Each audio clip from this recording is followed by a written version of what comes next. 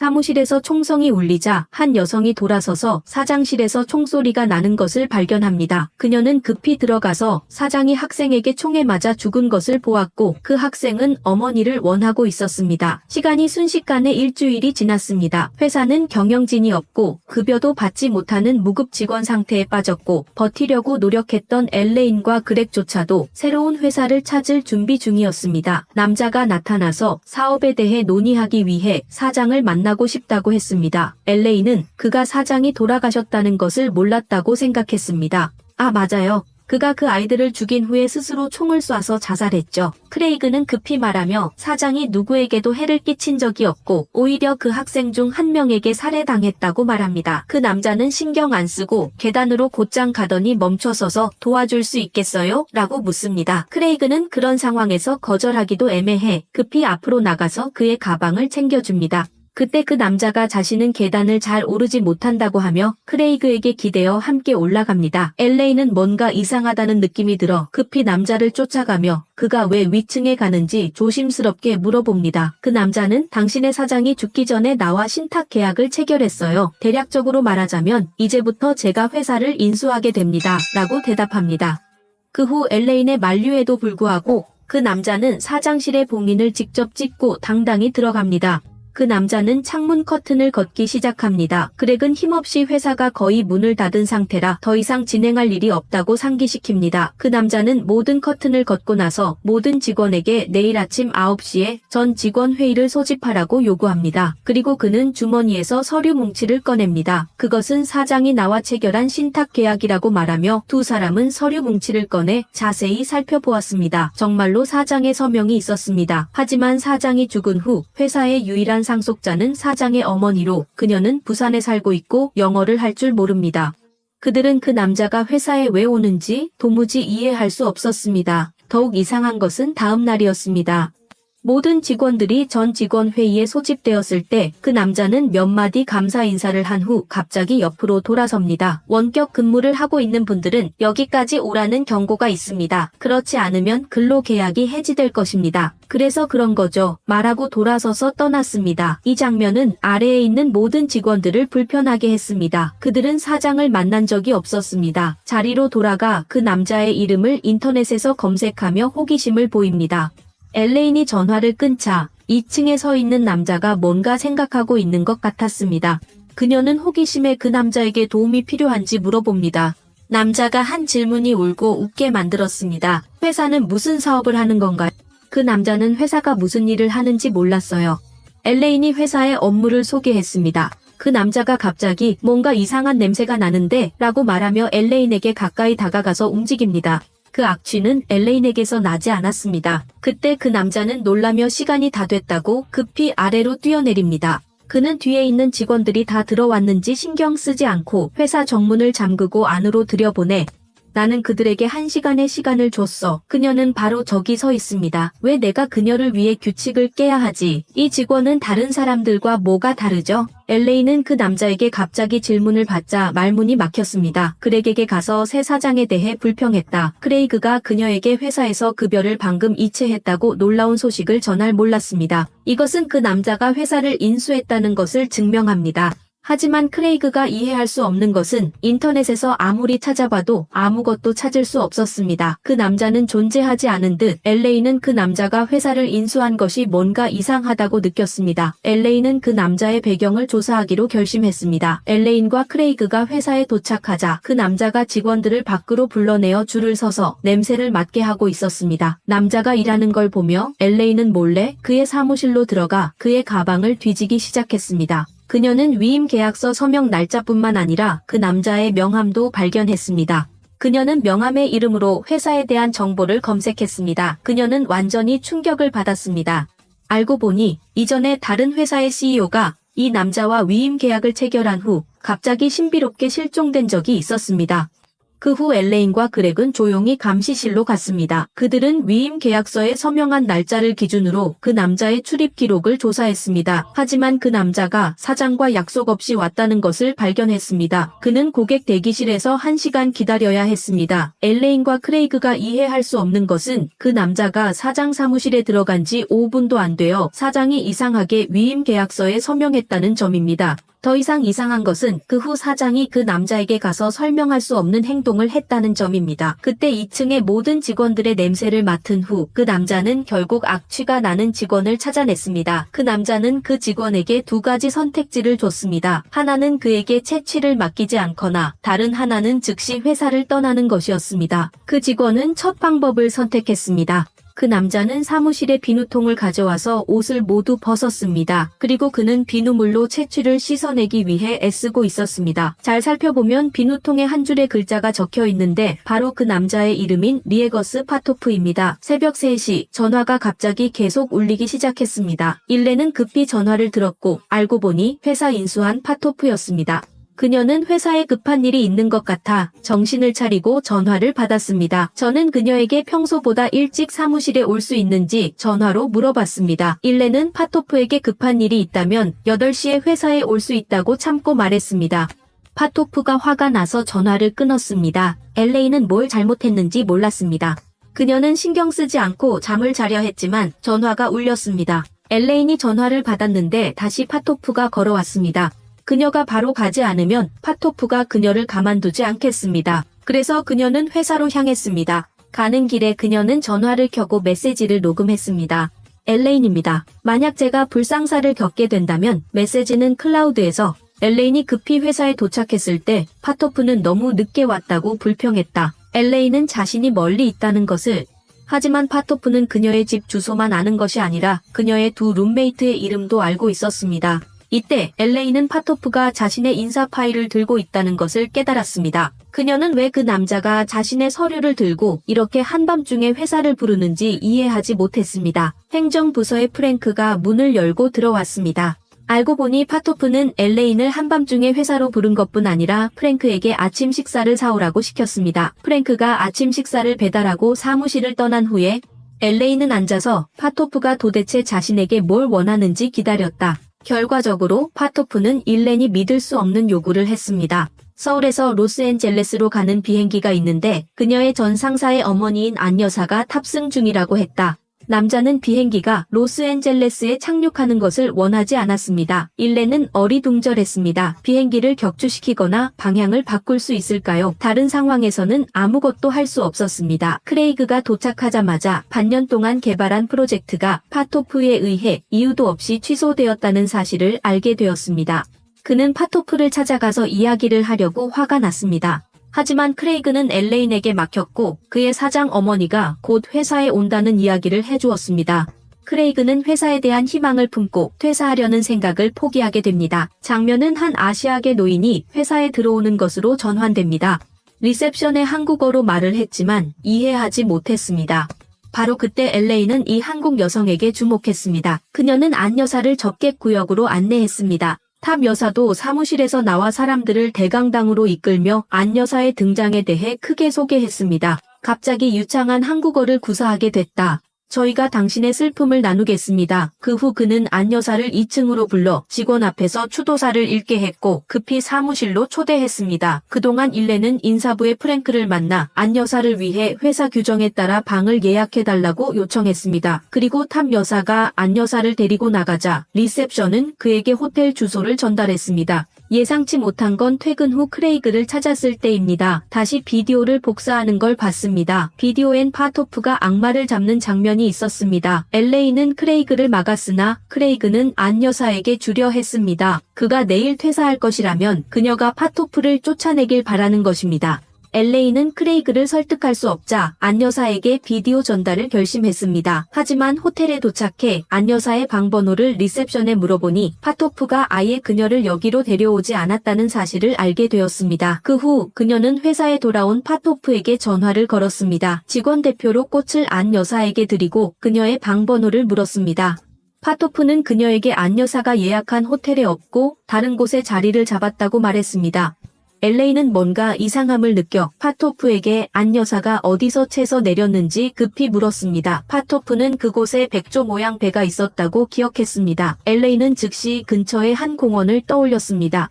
그녀는 공원으로 가서 사람들에게 안 여사에 대해 물어봤지만 소득이 없었습니다. 엘레이는 크리스에게 전화를 걸어 안 여사가 파토프에게 살해당했을 가능성이 있다고 알렸습니다. 파토프는 엘리베이터로 회사의 서버실로 내려갔습니다. 그는 서버를 지나서 방 구석에 있는 작은 문 앞에 섰습니다. 탑 여사는 주머니에서 열쇠 다발을 꺼내 문을 열고 어두운 방으로 들어갔습니다. 어느 날 크레이그는 아래층에서 조용히 위를 바라보며 한참을 서 있었습니다. 탑 여사도 2층에서 그를 내려다보고 있었습니다. 크레이그는 갑자기 멋진 아이디어가 떠올랐는지 급히 자신의 자리로 돌아가서 위의 유리를 깨뜨리기 위해 필요한 무게를 계산하기 시작했습니다. 그 주인인 탑 여사를 2층에서 떨어뜨리게 만들기 위해 그는 야근을 하며 게임을 만들어 그 가능성을 시뮬레이션하고 있었습니다. 하지만 그는 파토프가 뒤에서 조용히 나타날 줄은 몰랐습니다. 파토프는 그의 게임 아이디어를 극찬할 뿐만 아니라 직접 해보고 싶어 했습니다. 그렉은 갑자기 퇴사하고 파토프의 중용을 받게 되었습니다. 게임을 완성해 파토프에게 테스트해보라고 했습니다. 파토프는 마치 어린아이처럼 기뻐했습니다. 그렉의 성과를 보상하기 위해 파토프는 그를 비밀 클럽으로 데려가서 즐기려 했습니다. 하지만 그들은 리셉션 직원에게 문에서 막혔습니다. 이때 파토프는 복장 규정에 대해 기억해냈습니다. 그는 그렉을 탈의실로 데려가 정장을 입으라고 요구했습니다. 옷을 갈아입고 크레이그는 파토프와 함께 비밀 클럽에 들어갔습니다. 안에는 사람들로 가득했습니다. 크레이그가 아직 놀라워하고 있을 때 파토프는 인사를 핑계로 크레이그를 혼자 남겨두고 급히 떠났습니다. 크레이그는 인생 경험이 부족해 바에서 음료를 주문했습니다. 그는 멀리서 자신에게 신비롭게 미소 짓고 있는 한 여성을 우연히 보았습니다. 크레이그는 그 여성의 테이블로 2잔의 음료를 주문했습니다. 그는 그 여성이 가짜 턱을 하고 있을 뿐만 아니라 한쪽 팔도 가짜라는 것을 발견했습니다. 이때 파토프는 그 여성 옆에 앉았습니다. 파토프와 밀라가 친밀하게 본 크레이그는 떠났습니다. 그는 화장실에 가서 전화를 걸어 파토프가 예전에 의수의족 회사에서 일한 적이 있는지 확인했습니다. 그는 밀라의 가짜 팔이 파토프가 제공했을 가능성이 있다고 느꼈습니다. 그 후 그는 화장실에서 나와 자리에 돌아갔지만 밀라는 더 이상 파토프 옆에 있지 않고 다른 사람과 즐겁게 이야기하고 있었습니다. 이때 크레이그는 밀라가 가짜 달이 있다는 것을 분명히 보았습니다. 그때 파토프는 멀리서 고개를 끄덕이는 남자를 보았습니다. 벤은 크레이그에게 친구를 도와줘야 한다고 말했습니다. 크레이그에게 함께 가고 싶냐고 물었고 크레이그는 음료를 한 모금에 마셨습니다. 방금 전에 파란색 음료가 이제 짙은 빨간색으로 변한 것을 발견했습니다. 그는 음료에 문제가 있다는 것을 알아차렸지만 여전히 파토프를 따라 클럽을 나갔습니다. 도착하자 그는 자신의 외투가 아직 안에 있다는 것을 깨달았습니다. 우리는 돌아갈 거야. 앞에 앉아. 나는 운전사를 집에 보냈어. 그들은 파토프의 채 올라탔고 크레이그는 갑자기 몇 명의 남자들이 살아있는 사람을 담은 가방을 채 던졌습니다. 그 후 크레이그는 두려워하며 파토프에게 채서 내려달라고 요청했지만 이미 너무 늦었습니다. 파토프는 가속을 하며 도로를 달렸습니다. 크레이그의 질문이 쏟아지는데도 아랑곳하지 않았습니다. 크레이그의 공포증이 재발했습니다. 그는 숨이 가빠지고 얼굴이 붉어지며 눈물이 흐르기 시작했습니다. 다행히도 파토프가 창문을 열어줘서 크레이그는 조금이나마 진정할 수 있었습니다. 그는 차 안에 있는 사람이 누구인지 급히 물었지만 파토프는 그에게 그 사람이 너희 사장을 죽인 범인이라고만 말했습니다. 크레이그는 즉시 뭔가 좋지 않은 일이 일어나고 있다는 것을 깨달았습니다. 혹시 그 가방 안에 10살짜리 애가 들어있는 건가? 하지만 파토프는 크리스에게 반대로 물었습니다. 너는 사장을 위해 복수할 생각을 해본 적이 없니? 이 질문에 크레이그는 혼란스러워졌습니다. 그는 파토프가 그 소년에게 무엇을 하려는지 신경 쓰지 않았고 파토프에게 차를 멈추고 내려달라고만 원했습니다. 이때 차가 고가도로를 올라가고 있었고 파토프는 다리 위에서 차를 멈출 수 없었습니다. 우리는 주유소에 들러 기름을 넣었습니다. 그 후 그들은 다리를 내려가 주유소에 도착했습니다. 파토프가 안에서 결제를 하는 동안 크레이그는 급히 차 안에서 칼을 찾아서 묶인 줄을 자르고 포장을 열어보았습니다. 하지만 안에 있는 사람은 그 소년이 아니라 클럽에서 만난 밀라였습니다. 크레이그는 왜 파토프가 밀라를 사장의 범인이라고 말했는지 이해하지 못했습니다. 이때 밀라는 차에서 뛰어내려 그에게 말했습니다. 그의 배경이 궁금하면 프랑크푸르트 레드먼드를 찾아봐. 그리고 그녀는 사라져 버렸습니다. 톱 부인이 결제 후 차로 돌아와 크레이그가 밀라를 놓아주고 도망가게 했습니다. 밀라가 자신의 여동생이라고 말했습니다. 밀라를 데려가려 했는데 크레이그가 그녀를 임의로 놓아주고 말았습니다. 톱 부인은 크레이그가 믿을 수 없다고 생각해 그를 주유소에 남겨두고 떠났습니다. 다음날 아침 크레이그는 자신의 외투가 클럽에 남아있다는 것을 기억해 그곳으로 가서 찾으러 갔습니다. 그는 호기심에 안으로 들어갔고 어젯밤 불이 켜진 클럽이 사무실로 변한 것을 봤습니다. 크레이그는 무슨 일인지 이해 못하고 밀라가 언급한 레드먼드가 어디 있는지 알기 위해 회사로 돌아가야 했습니다. 하지만 검색 결과 이름이 같은 사람이 1000명 이상 나옵니다. 분명히 이렇게 찾다가는 크레이그는 레드먼드를 절대 찾을 수 없을 것입니다. 페토프에 대해 잘 아는 사람, 그래서 크레이그는 페토프의 사무실로 곧장 갑니다. 페토프에게 그의 전화에 해킹 소프트웨어를 설치하는 게임을 시연할 핑계를 대고 레드먼드의 정보를 주소록에서 얻은 후에 다음날 그는 병가를 내고 레드문 보석 가게에 갑니다. 크레이그는 페토프에 대한 정보를 교묘하게 캐내려고 합니다. 누가 페토프의 전체 이름을 듣게 될 줄 알았겠어요. 노인은 가게의 안전 버튼을 눌러 크레이그를 안에 가두어 버립니다. 크레이그는 일어나는지 이해하지 못합니다.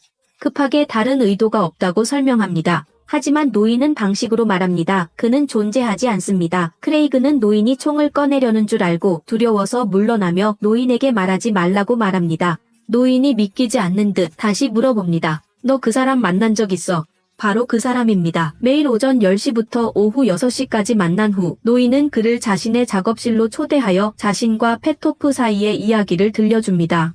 10년 전 한 여성 의사가 노인의 가게에 찾아와 금으로 물건을 주조해달라고 요청했습니다. 그녀가 가져온 도면에 따라 말이죠. 처음에 노인은 무엇인지 몰랐습니다. 도면에 따라 엄격하고 세심하게 각 세부 사항을 다듬어 만들었습니다. 하지만 납품할 때 노인은 그 여성에게서 페토프의 전체 이름이 적힌 책을 처음으로 보게 됩니다. 그 후 3년 다양한 사람들이 노인의 가게에 찾아와서 이상한 물건들을 도면에 따라 주조해달라고 요청했습니다. 그리고 그들이 가져온 책들에는 모두 페토프의 서명이 있었습니다. 그 후 주조된 물건들이 점점 커지자 노인은 결국 뭔가 이상하다는 것을 깨닫게 됩니다. 알고 보니 주조해달라고 요청한 것은 다양한 크기의 인간 뼈대들이었습니다. 하지만 보수 후하니 그때 노인은 연속적으로 들어오는 주문을 완수하는 데 신경을 쓰지 않았습니다. 노인은 가게에 있는 모든 금을 사용해야 했고 아내의 금반지까지 녹여야 겨우 부족함을 채웠습니다. 마지막으로 금으로 해골을 완성한 후 총 205개의 크고 작은 주문을 주조했습니다. 그때부터 그 사람들은 다시는 나타나지 않았습니다. 그리고 그때부터 노인의 주변 사람들은 차례로 세상을 떠났습니다. 결국 그는 세상에서 혼자 외롭게 살아남았습니다. 노인은 그 금으로 된 뼈대들이 페토프의 몸속에 분명히 있을 것이라고 믿고 있습니다. 그 사람은 무게가 나나요. 그레이스의 여자친구가 회사에 나타났습니다. 알고 보니 그는 여자친구에게 오늘 병가를 냈다고 말하지 않았습니다. 발각될까봐 LA는 그레이스가 회의 중이라고 말해 페토프를 쫓아냈습니다. 페토프는 문 앞에서 기다렸습니다. 남자친구가 병가를 냈다는 것을 알고 자신에게 말하지 않은 LA인이 그를 감싸자 페토프는 화가 나서 집으로 돌아갑니다. 그녀의 차가 이때 고장이 났습니다. 그때 페토프가 차 창문 밖에 나타났습니다. 수지는 그녀를 위해 수리공을 부를 수 있습니다. 회사에 들어가서 기다릴 수 있어요? 나는 여기 있으면 돼. 이렇게 더운 날씨에 에어컨이 없으면 수지가 가져온 것들이 망가질 거예요. 페토프는 회사로 돌아갔습니다. 하지만 원래 엄격한 페토프는 페토프에게 친절하게 대했습니다. 두 사람은 즐겁게 대화하고 있습니다. 페토프는 페토프의 성형외과 의사로서의 일에 특별한 관심을 보였습니다. 자동차가 수리된 후 파토프는 파토프가 계단을 오르려 애쓰는 걸 봤습니다. 페토프는 차 수리에 감사해 그를 도와 계단을 올랐습니다. 하지만 원래 코끼리의 무게를 견딜 수 있는 유리창이 이제 캔캐스 소리를 내며 깨졌습니다. 장면은 그렉으로 전환됩니다. 그는 여자친구의 메시지를 보고 급히 프랭크에게 작별 인사를 했지만 가게 문을 나서기도 전에 정체불명의 마스크를 쓴 일행이 들어와 그를 넘어뜨렸습니다.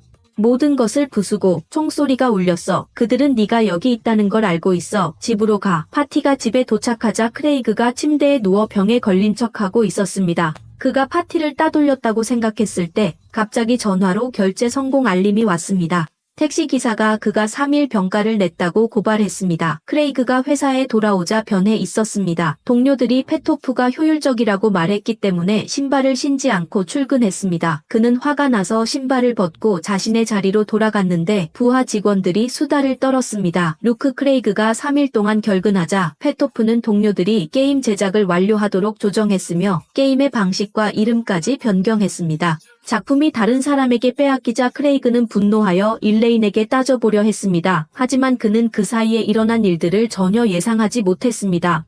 엘레인은 그에게 회사의 변화에 대해 전혀 알리지 않았을 뿐만 아니라 급속도로 승진하여 개인 사무실까지 생겼습니다. 엘레인은 크레이그가 요즘 스트레스를 받아서 환각을 보고 있다고 생각했다고 설명했습니다. 왜냐하면 최근 이틀 동안 프랭크 가게 근처에서 강도 사건이 전혀 없었다는 뉴스를 봤기 때문입니다. 엘레인이 크레이그의 손을 잡고 헛생각하지 말라고 위로했습니다. 하지만 두 사람의 행동이 페토프에게 감시당하고 있다는 것을 예상하지 못했습니다. 알고 보니 엘레인이 승진하고 사무실을 갖게 된 이유였습니다. 두 사람이 손을 잡고 있는 순간이 찍힌 사진이었습니다. 이 사진은 파티의 여자친구 그레이스의 전화로 전송되었습니다. 게임 작업으로 돌아가자 엘레인이 페토프에게 게임 테스트 보고서를 전달했습니다.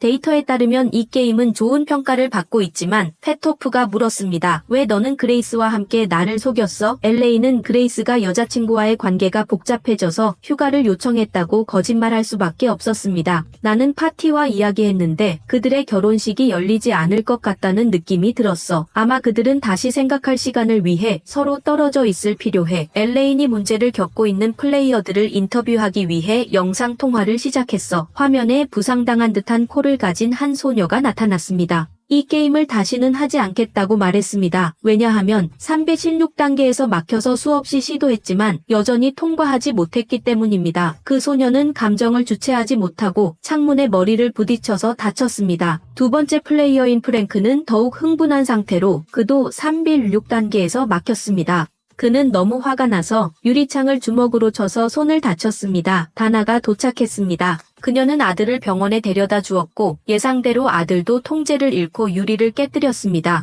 그 전에 그 소년도 그 게임을 했었고 이 모든 것은 분명 우연이 아닙니다.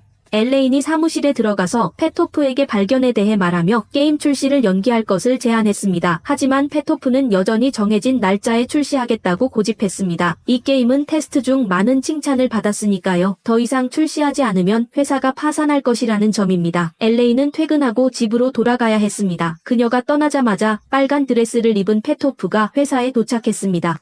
파토비 사무실로 곧장 갔습니다. 게임을 하고 있는 시렉는 바람을 맞았다는 사실을 전혀 모르고 있습니다. 곧 게임은 홍보 단계에 접어듭니다. 브레인스토밍을 시작했고 파토프는 엘레인의 아이디어를 칭찬했습니다. 그는 게임 속 코끼리를 현실로 끌어내어 거리에서 뛰어다니게 하고 싶어 했습니다. 그 아이디어는 흥미진진했지만 실현 가능성은 없었지만 파토프는 엘레인에게 시도해보라고 격려했습니다. 그는 심지어 밝은 미래를 그려주기도 했습니다. 회전 목매는 리더가 필요해. 이 라인. 나는 여기 영원히 있을 수는 없어. 나는 다른 상황에서 단지 조언자일 뿐이야. 마치 세상에서 사라지는 것처럼. 크랭는 그녀와 연락이 닿지 않았습니다. 갑자기 전화가 울리더니 바로 파톱가 걸려왔습니다. 하지만 전화 너머는 조용했습니다. 말해봐. 우리 이야기할 수 있을까? 형이 나에게 설명해 줄 수 있어. 맞아, 나는 포문에 갔어. 하지만 내 생각과는 달라. 너는 나에게 거짓말을 해서는 안 돼. 너는 모든 것을 망쳤어. 정말 미안해. 혼자였던 터프 여사가 자주 보조에게 두 사람의 음식을 주문해달라고 부탁합니다. 코끼리를 해방시키려는 계획도 실마리를 찾았습니다. 이라이네은 야생동물 구출 핑계로 코끼리를 몰래 로스앤젤레스로 가져오려고 한 무리와 연락을 했습니다. 임무는 이레인의 전 남자친구인 파트리시에게 맡겨졌습니다. 그는 불법적인 일의 전문가였고 파톱는 여전히 연락이 없었습니다. 시렉는 자신의 결혼식이 여자친구와 함께 열리지 않을 것이라는 사실을 깨닫기 시작했습니다. 그는 배서 술에 취해 파톱에게 모든 분노를 쏟아부었습니다. 스렉는 파톱의 전화에 설치한 백도어 프로그램을 갑자기 떠올렸습니다. 그는 파톱의 최근 이동 기록을 확인하기로 했습니다. 여정의 시작점은 분명히 파톱의 집이었습니다. 시렉는 그곳으로 차를 몰고 갔지만 그곳은 황량하고 이동식 화장실 하나만 있을 뿐이었습니다. 이 변태 같은 놈이 말이죠. 매일 이렇게 멀리 운전해서 화장실 가는 거야? 나를 놀리는 거야?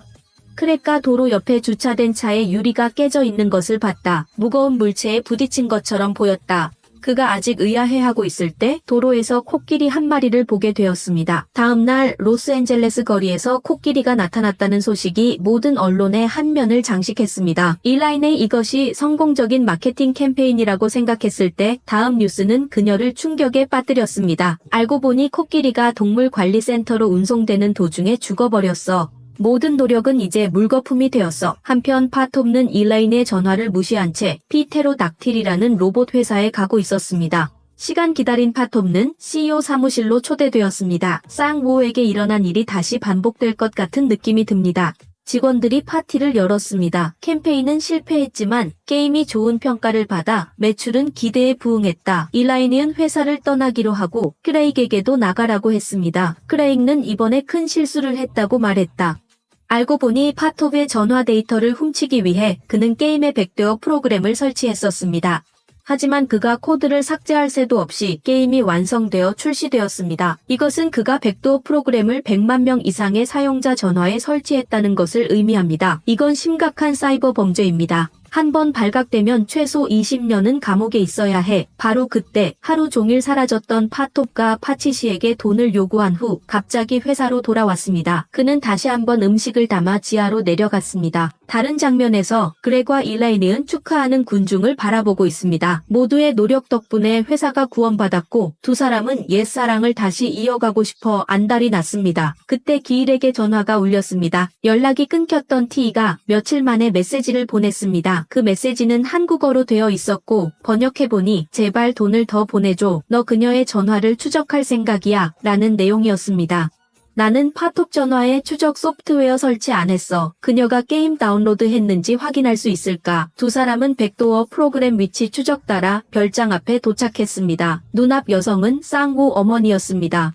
그리고 파톱의 전화는 있었습니다. 쌍우의 어머니는 파톱과 좋은 사람이라고 말했습니다. 그는 그녀를 위해 집을 찾아줄 및 영어도 가르쳐 주었습니다. 전화기조차도 그가 선물한 것입니다. 파토비의 실종은 정말로 파토바 관련이 있는 것 같습니다. 그렉는 화나서 파톱에게 따지기 위해 회사로 돌아갔습니다. 파톱은 두 사람을 오래전부터 기다렸습니다. 너 그녀가 1분에 57단어를 칠 수 있다는 거 알아? 그녀가 나에게 많은 시간을 절약해줬어. 지하. 너 그녀를 찾아봐. 내가 그를 처리할게. 일라이네은 즉시 지하로 내려갔습니다. 이 잠겨있지 않아. 파톱은 일에 몰두하고 있어 일라이네이 옆에 있는 줄 깨닫지 못하고 있었습니다. 일라이네이 그녀의 손을 잡을 때까지 파톱은 정신이 들었습니다. 기렉은 바닥에 있는 망치를 집어들고 파톱 쪽으로 다가갔습니다. 발 아래 유리창이 깨지고 파톱이 얼굴은 드디어 당황한 표정을 드러냈습니다. 너는 영웅이 아니야. 그는 일라인에게 고백 못했어. 크리스는 화나서 유리 바닥을 부수어 파톱을 높은 곳에서 떨어뜨렸습니다. 파톱은 땅에 쓰러져 움직이지 않았고 그의 부러진 발가락에서 피가 흘러나왔습니다. 그 모습을 보고 세 사람은 급히 현장을 떠났습니다. 분명히 파톱은 죽지 않았습니다. 그는 하룻밤 사이에 사라진 것처럼 보였고 곧 와일에는 회사의 새로운 리더가 되었습니다.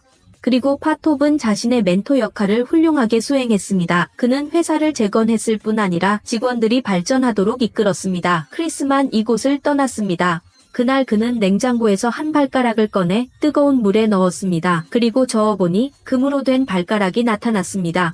분명히 파톱이 그 금색 해골의 주인입니다. 이번 시즌의 스토리는 여기서 끝나지만 이 드라마에는 아직도 많은 미스터리가 남아 있습니다. 파토프의 비밀을 밝혀내려면 두 번째 시즌까지 기다려야 합니다. 오늘 이야기는 여기서 끝납니다. 영화를 시청해 감사합니다. 이 영화에 대해 어떻게 생각하시는지 아래에 댓글로 남겨주세요.